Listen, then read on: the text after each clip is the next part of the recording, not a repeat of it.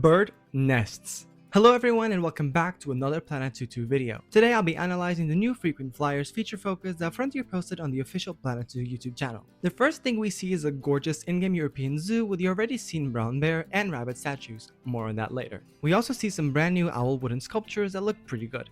Then we get a look at how we will be able to build aviaries in Planet 2 too. It seems like we need to place down roof supports first and then place down a roof that will connect all the roof supports together. We can change the curve of the supports and we will have different roof options, which is really great as that will lead to a lot of different looking aviaries that we can create. Next we see the beautiful long-eared owl flying around at night, sitting on a branch during the day, and the most exciting one of all, a male long-eared owl courting a female on a nest. You heard that right, nests have finally been confirmed for Planet 2 too, including eggs. These will most likely work like the ones in Jurassic World Evolution 3. We then get confirmation that habitat animals can't cohabitate with flying birds inside aviaries. This is shown off with a group of great hornbills and the brand new confirmed returning species from Planet 2-1, the Malayan tapir. To create these habitats, all you have to do is build a normal habitat and then place down roof supports and a roof on top of the habitat to make sure your birds don't fly off into the sunset. We also see a really nice looking enrichment item for the hornbills. Next we get a look at the nests in the game and we get a couple of birds semi-confirmed for Planet 2 too.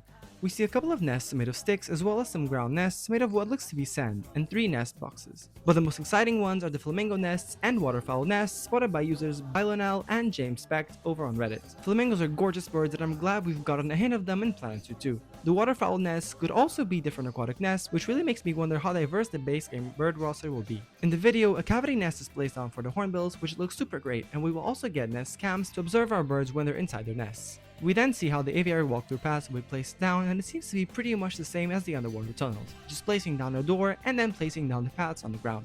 You'll be able to change the width and turn on fixed length and angle snap for them, and it also looks like we'll be able to place down some round viewpoints in our aviaries.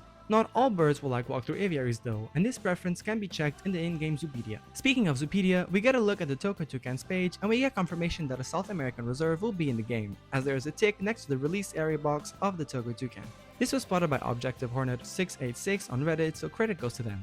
We also see that not all habitat animals will be able to share their enclosures with flying birds, as the Toka Toucan Zoopedia page states that its cohabitation options include any non-predatory species, which seems to hint that land-based predators will also be able to hunt birds, but that's just my speculation. Next we get our first look at chicks in game with 2 long-eared owl chicks in their nest.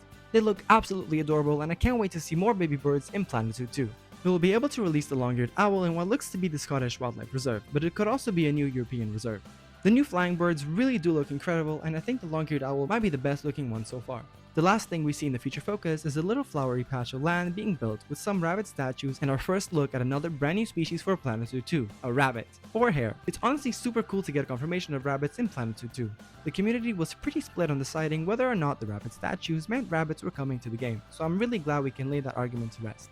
The video ends with the narrator saying that the next feature focus will be letting our creativity run wild, which makes me think it will focus on construction and decoration rather than exhibits like a lot of people had hoped. But that's not all, as we also get a brand new behind the scenes article on the new flying birds, which gives us a bunch of new information too. All flying birds in Planet 2 will have ground wing models and flying wing models.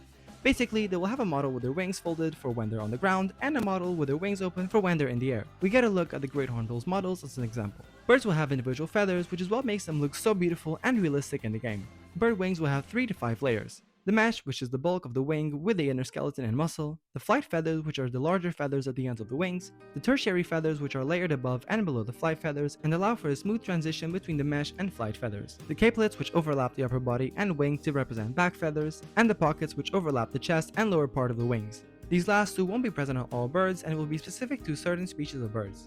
Next we get an inside look at how flight was created for the birds in the game. As birds fly, their feathers will move with the air to make flight look as realistic as possible. Different species of birds will prefer to fly at different altitudes and will also land at different speeds and over different distances. Birds will be able to perch on trees and certain habitat objects and will also stretch and sunbathe while perching. More terrestrial birds will prefer to walk either on the ground or in shallow water, further hinting at flamingos being in Planet 2 too. How birds will get to different points in the habitat will also depend on their species. An arboreal bird will prefer to fly, while more terrestrial or wading birds will prefer to walk. Reptile nests have also been confirmed for the game, which is super exciting. After female birds lay eggs on their nests, the male or female, or both, will incubate the eggs until they hatch. Meanwhile, after a female reptile lays her eggs, she will leave the nesting site or guard her nest. Reptile and flightless bird juveniles will be free to walk around their habitats as soon as they're born, but flying bird juveniles will be nest bound and will only be able to leave the nest once they reach fledgling age, where they will gain their adult plumage and be able to fly around their habitats, but will still be considered juveniles until they reach sexual maturity. Adult birds will care for their nest-bound chicks, which I'm hoping means they'll be able to feed them too. Birds will acquire differently sized flyable areas depending on their size and species, similar to how different aquatic animals will acquire different volumes of water.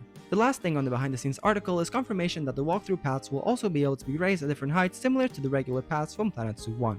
I'm super happy flying birds will be in Planet Zoo 2, and I can't wait to see what other species will be available at launch. Subscribe for more Planet Zoo 2 videos and turn on notifications so you don't miss out on any Planet Zoo 2 news, including weekly Zoopedia and full roster updates. Check out my video covering the community's most wanted species for Planet Zoo 2 and stay tuned for my personal wish list, which is taking a little longer but will definitely be out in the next couple of days. Thank you so much for watching and have a wonderful day.